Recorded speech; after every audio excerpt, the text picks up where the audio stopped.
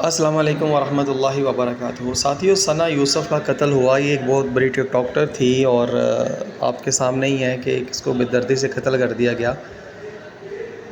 اوہو، تو اب لمحہ فکریہ یہ ہے کہ یہ معاملہ تو بہت زیادہ سنگین ہے، خطرناک ہے اور مطلب دل خراش یہ واقعہ پیش آیا، مگر ہم لوگ ایک لمحے کے لیے بھی سوچیں، غور کریں تو ہمیں یہ بات سمجھ میں آئے گی کہ یہ جو کچھ بھی ہوا یہ فرنگی فتنوں کی وجہ سے ہوا۔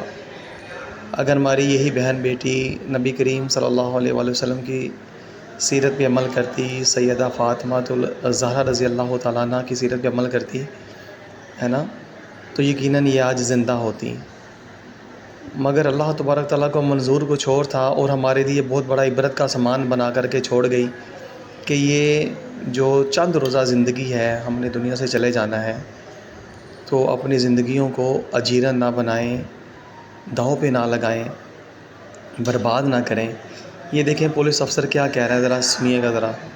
یوسف کی طرف سے بار بار ریجیکٹ کیا جا رہا تھا، یعنی کہ اس کا جو چاہنے والا تھا، ظاہر ہے ٹک ٹاک پہ جو لڑکی آتی ہے اور اس کے بہت سارے چاہنے والے بھی ہو جاتے ہیں، اس لیے تو سبسکرائبر ملتے ہیں اور سارا کچھ چلتا ہے معاملہ، تو وہ اس کو بار بار ٹچ کر رہا تھا اور یہ اس کو ریفیوز کر رہی تھی، تو ظاہر وہ دل برداشتہ ہو کر کے آیا اور اس نے آ کر اس کو قتل کر دیا۔ اور وجہ کیا بنی؟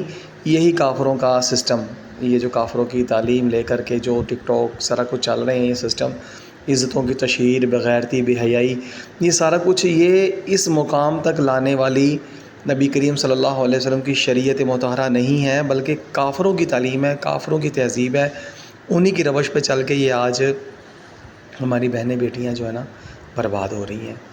تو آپ غور کیجئے، اپنی بہنوں بیٹیوں سے موبائل واپس لے لیں یار، ان کو بٹنوں والا موبائل دیں جس سے صرف بات ہو سکے۔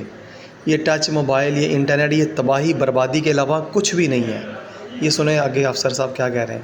کی جو پرپوزل تھی اس کا کانٹیکٹ، وہ جو چاہتا تھا کہ وہ کانٹیکٹ میں آئے، وہ جو چاہتا تھا کہ ان کی دوستی ہو، ثنا یوسف دیکھا، وہ چاہ رہا تھا کہ اس سے دوستی ہو، اس سے ملاقاتیں بڑھیں، پنگے بڑھیں، مگر ثنا یوسف اس کو مسلسل ریجیکٹ کر رہی تھی۔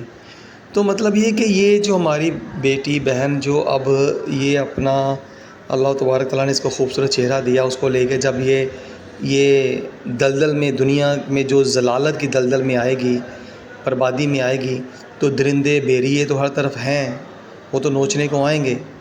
تو اگر وہ سیرت فاطمہ اپنائے، سیرت حضرت پیارے نبی پاک صلی اللہ علیہ وسلم کی جتنی ازواج مطہرات ہیں ان کی سیرت اپنائے، اللہ تعالیٰ کے احکامات کو مانیں، پیارے نبی پاک صلی اللہ علیہ وسلم کی تعلیمات پہ عمل کرے، تو یقین کیجیے ہماری بہنیں بیٹیاں گھروں میں شہزادیاں بن کے آج بھی رہ رہی ہیں اور رہ سکتی ہیں، مگر جیسے جیسے فرنگی تعلیم عام ہوتی جا رہی ہے، کافروں کی تعلیم عام ہوتی جا رہی ہے، ہم بہت زیادہ بربادی اور تباہی کی طرف جا رہے ہیں۔